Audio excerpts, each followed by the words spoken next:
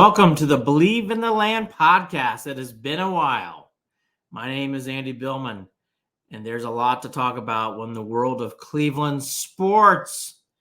It's been a long time between podcast friends. We're back at it. Going to be doing it more consistently from here on out. Let's start off with the Cleveland Cavaliers. Cavs won this week twice. Wednesday, Memphis game was goofy, but they ended up getting the win. First half, they did not play well. Second half, they came out very strong and took care of the Grizzlies that are not very good. And then Friday night was the big game. Huge win for the Cavs. Looked like they were going to win easily at some points. Then really led by McConnell for the Pacers came back. And then late in the game, the Cavs finally got some late boards. Huge rebound by Strus, who found Garland. Garland three. Garland's biggest three-pointer. Maybe one of his bigger shots in his career so far in Cleveland.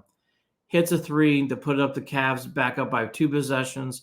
And from there, they kind of rode the string out, got the win. Everybody took a rest yesterday.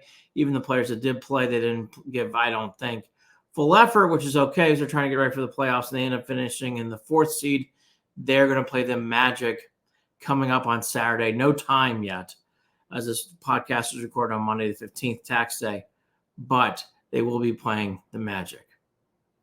So the Pacers, huge win. Garland, huge shot. It would have been a devastating loss for the Cavs if they would have fallen to the Pacers on Friday. Devastating. So kudos for them for getting that far. A lot of fans, and myself included, get frustrated the Cavs did not strive to get a 2nd seed or a 3rd seed in this case because the Knicks did win. So the Cavs could have gotten a 3rd seed, could have played the Pacers again, and could have been up one notch of a seed.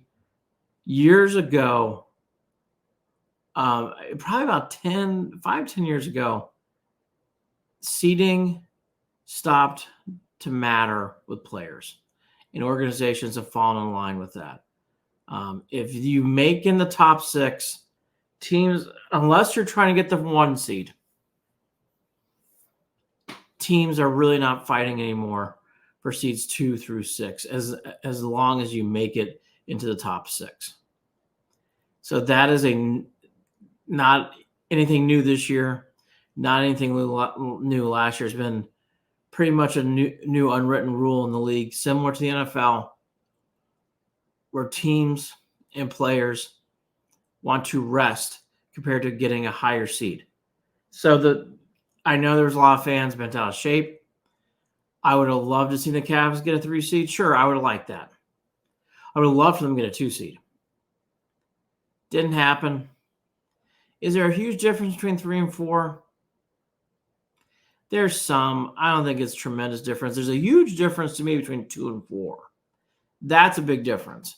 Because then if you make it to the next round, you get home field. You get home field again, or home court. But in this case, they didn't do it. I know it rankers a lot of fans. I understand why. You want to see your team try to get the highest seed as possible, but like I said, not just in the NBA, but you see it in football too.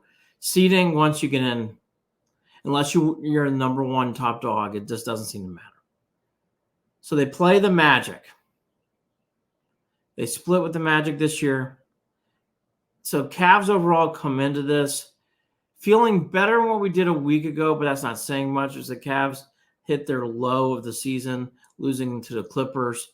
They did win the 2 games they needed to win this week to get into the 4th seed. And so, the week's been good. But has it been a blazing finish for the Cavs? Obviously not, no. Cavs have a lot of pressure, as they should, to win. And we will say this, and many fans know and harp on JB. There's a lot of negative vibe right now with most fans about JB's ability to coach.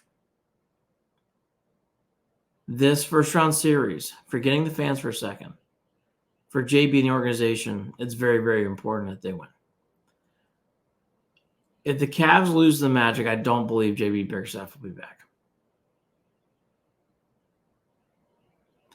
With the way the season is finished, with some lack of development with Mobley, which is very evident.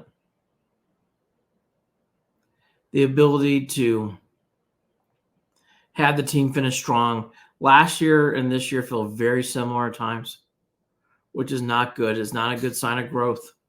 JB, though, has handled a lot of adversity with injuries this year. I think JB's did a great job in December through January. He deserves a lot of credit for that. A lot of credit for that. JB, though, does have strange rotations. And to have a similar vibe in back-to-back years is not good.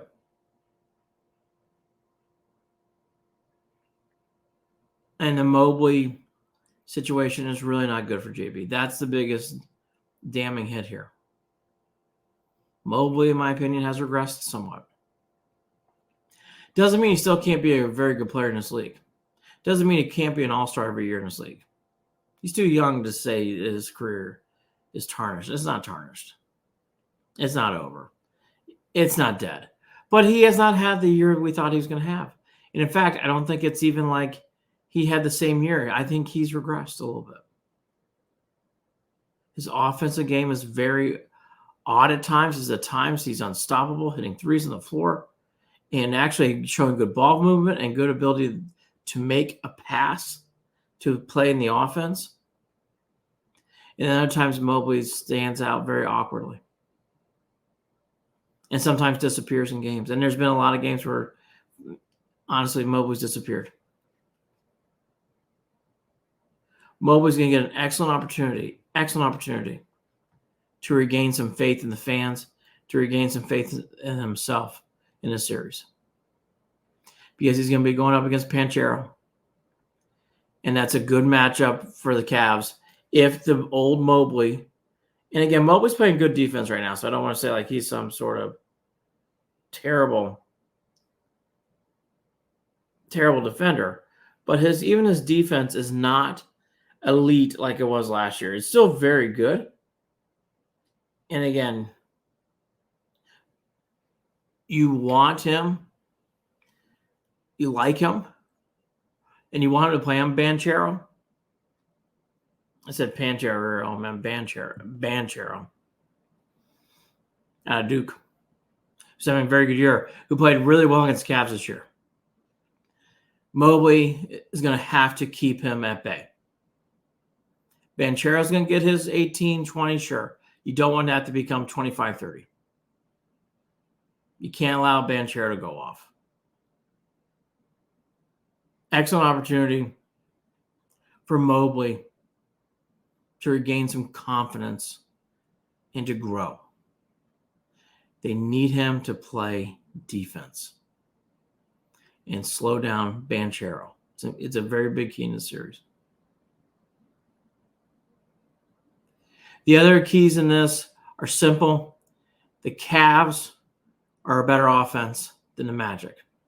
The Cavs have a big advantage of three-point shooting compared to the Magic. Magic don't shoot the threes well. They're one of the worst in some statistics, the worst shooting three-point team in the league. Cavs need to exploit that. Cavs need to make sure they're banging threes. Run their offense. Mitchell is the star among stars with this team. Fine shooters. Okoro this year has been a good shooter. Niang, Merrill in certain situations. Hope to see Merrill out there a little bit. Not a ton, but a bit. I think 10 minutes a game for the Cavs would be good for not only the team, and obviously for Merrill, but for the team. Let Mitchell find these shooters. Let LeVert do his thing, shooting threes. Cavs are going to need to knock down threes. Because if they do, they'll beat the Magic. Magic can't keep up with the Cavs shooting. Magic are a defensive first team. They're an offensive second team. Cavs metrics say they're playing very good defense. Our eyes and other statistics will tell you in the second half they have not. Cavs have got to tighten up their defense. Don't let Banchero go off. Play good motion offense. And please keep the Magic at bay on the boards. The Cavs have really struggled in the second half these last 6 weeks in rebounding. They have got to be able to squeeze the orange one and out. And on their end, they got to be able to get boards to be able to fly out for threes, as they did on Friday with Garland hitting a three-pointer. Cavs have more experience. Cavs don't have a ton of experience, but they have a lot more experience than the Magic. Magic are fairly new to this dance. This is a new thing for the Magic. So Cavs have an advantage there. On paper, the Cavs are a better team. Banchero worries you. The defense of the Magic worries you. The size of the Magic worries you for your Cavs. All those, though, are very attainable. And you have, to me, the best player into the league, the best player on the floor in Donovan Mitchell.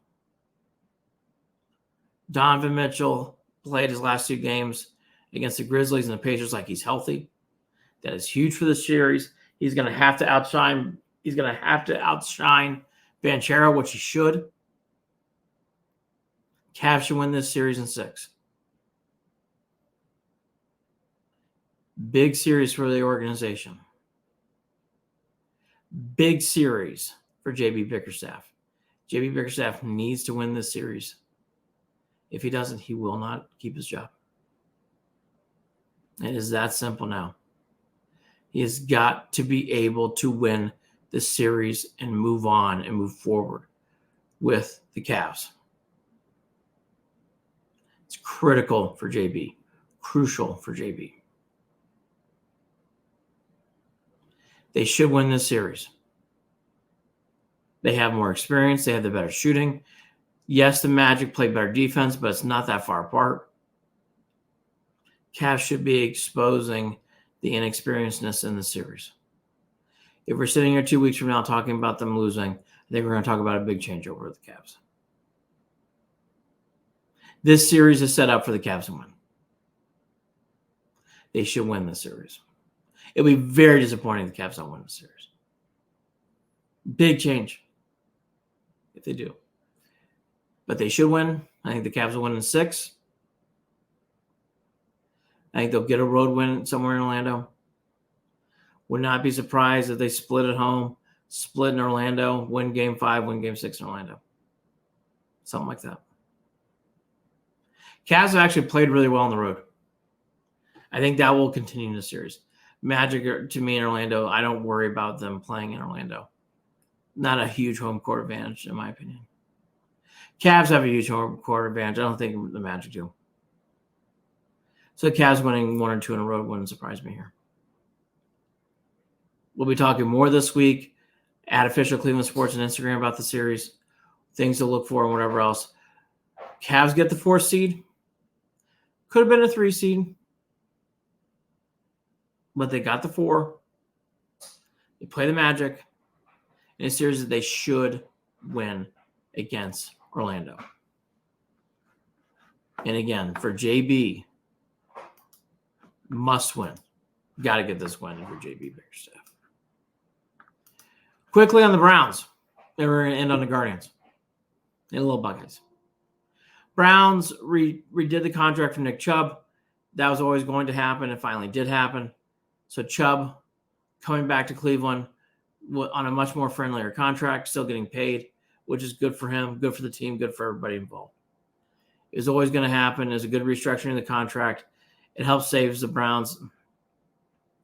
It sounds like it's going to be saving them almost $10 million on the cap, which will bring their cap number right around $14 or $15 million, which is good. The Browns are going to need that money going into free agency. Going into the draft.